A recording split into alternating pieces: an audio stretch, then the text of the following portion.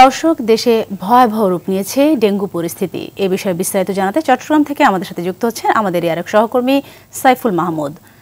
সাইফুল, জানাবেন চট্টগ্রামে ডেঙ্গুর সংক্রমণ কেমন দেখতে পাচ্ছেন, আর সেই সাথে আরেকটা বিষয় বলবেন যে চট্টগ্রামে মাঠ পর্যায়ে ডেঙ্গু মশা নিধন কার্যক্রমে সেখানকার প্রশাসন কতখানি তৎপর?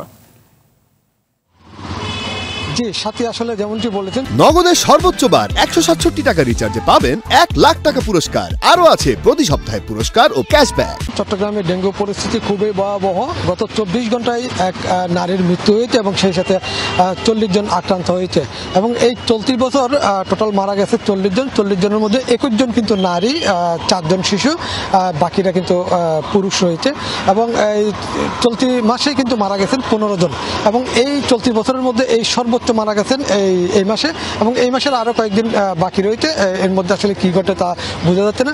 তবে আক্রান্তের চলতি বছর আক্রান্ত হয়েছেন প্রায় 4000 জন, এবং সেই সাথে কিন্তু মৃত্যু এবং আক্রান্ত দুইটা কিন্তু পাল্লা দিয়ে বেড়ে চলছে। কোনোভাবে কিন্তু আসলে এটা নিয়ন্ত্রণ করা যাচ্ছে না। চট্টগ্রাম মেডিকেল কলেজের প্রতিটি বেডে কিন্তু এখন এই মুহূর্তে কিন্তু আক্রান্তের সংখ্যা অনেক বেশি।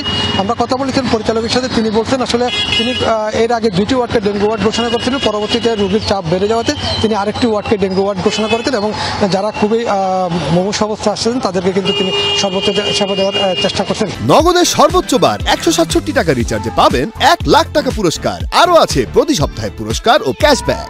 এবং আমরা কথা বলেছেন সিটি কর্পোরেশনের মেয়রের সাথে, তিনি বললেন আসলে তিনি মাঠ পর্যায়ে কাজ করছিলেন। এর আগে যেহেতু মেয়র ছিল না, মাঠ পর্যায়ে কাজ করা হয়নি, উনি বসার পরে মাঠ পর্যায়ে কাজ করছেন। এবং তিনি জানিয়েছেন তিনি প্রতিটি ওয়ার্ডে যেগুলি আসলে প্রতিটি ওয়ার্ডে ওষুধ ছিটাতেন, এবং যেগুলি হটস্পট আছে সেখানে কিন্তু উনি গুরুত্ব সহকারে ওষুধ ছিটাতেন। এবং তিনি বেশ কয়েকটি জায়গায় তিনি নিজে তদারকি করেছেন এবং তিনি নিজেও ওষুধ ছিটিয়েছেন।